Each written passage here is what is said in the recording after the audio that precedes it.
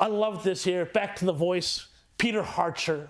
And I think that Peter Harcher, he wins the Hyperbole Award this week. There's a big bamboo salad bowl going down to him in the press gallery for this column where he wrote, "How could The Voice be racially divisive when it's not about race at all?" And in fact, James, let me read to you. He says, what is the answer to this? He says, the core truth is that The Voice is not about race.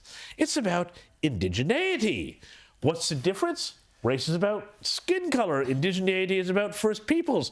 Australia is home to various races, but only has one First People. Now, this seems like a theological debate about how many angels could dance on the head of a pin, James Macpherson.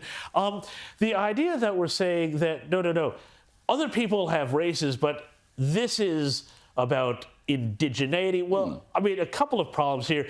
It looks an awful lot like a race to me. Number two, I was told by the left that race didn't exist. And number three, it really gets down to, I think, this fundamental problem here. Bob Hawke said that in Australia there would be no hierarchy of birth. And of course, he was talking about it in a different context, but the thing still applies today.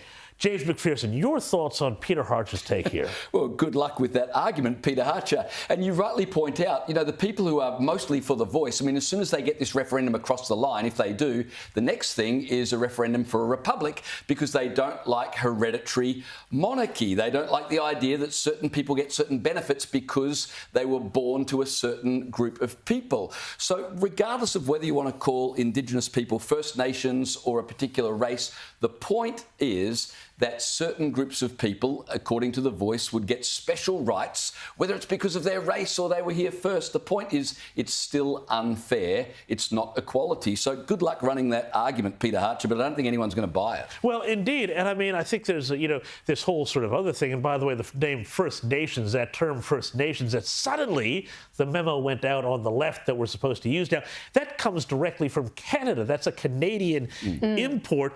But what do you make of it, Liz, this idea that, really, the same people who would love to have inheritance taxes, for example, death taxes, so that you couldn't pass on a legacy to your children, they think that there should be this sort of hereditary right to a chapter in the Constitution that will give you an extra way to make representations to Parliament that myself, as a migrant, other people here who may have been born here, don't.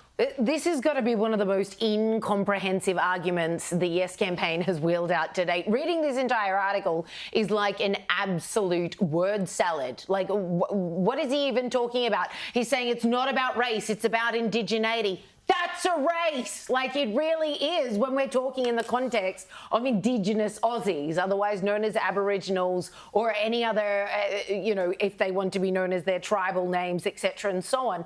It makes absolutely no sense. And yet this is all they've got to offer on the Yes campaign side. And you're quite right. Now they're talking about, Labor, the Labor government is talking about this inheritance tax where you can't even leave stuff to your kids. And yet something like this is asking for us to fork more and more out for indigeneity. Well, it is Orwellian, and I suspect that it suggests just how nervous the Yes campaign about their prospects is. But as Anthony Dillon said earlier, if any referendum campaign could be bought, it is this one, and we are going to see so much money and pumping out of, I'm sorry, yes, disinformation and misinformation from the Yes camp coming up over the next 4 weeks. Be alive to it.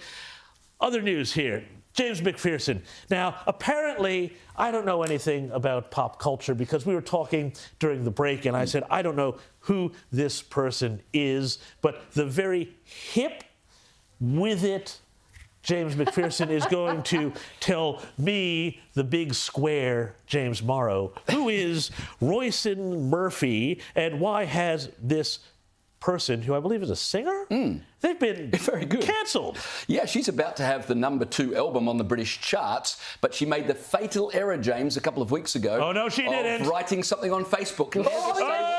on Facebook.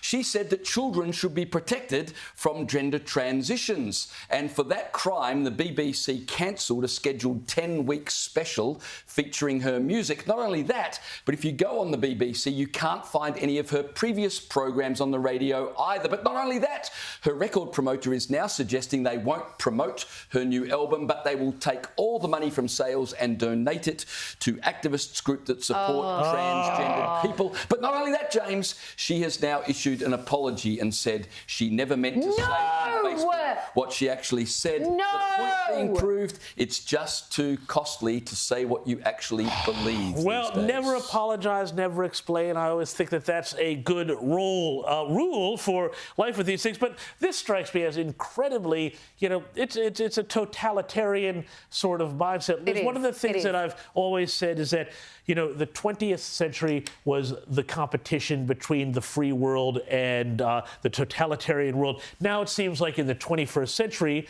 since the fall of the end of the Cold War, we're not seeing freedom spread around the world. Instead, it's like we're seeing a competing totalitarian vision, the centralized vision of states like China and the decentralized sort of private sector totalitarianism of the West. 100%. And she would have known what she was up for when she tweeted this, which is why I'm so dismayed to find out, which I didn't know previously, that she'd then backtracked and apologised, because these days you've seen enough corpses, people who've put their hand up, who've said this kind of thing, who've paid the ultimate price. She did it anyway, so she had to be prepared for this. And yet it stings me no end when they backtrack against that totalitarianism, because we know that every single capitulation to the left emboldens it. So another corpse, another scalp on their wall, there she now hangs, instead of just saying, I said what I said because I believe it.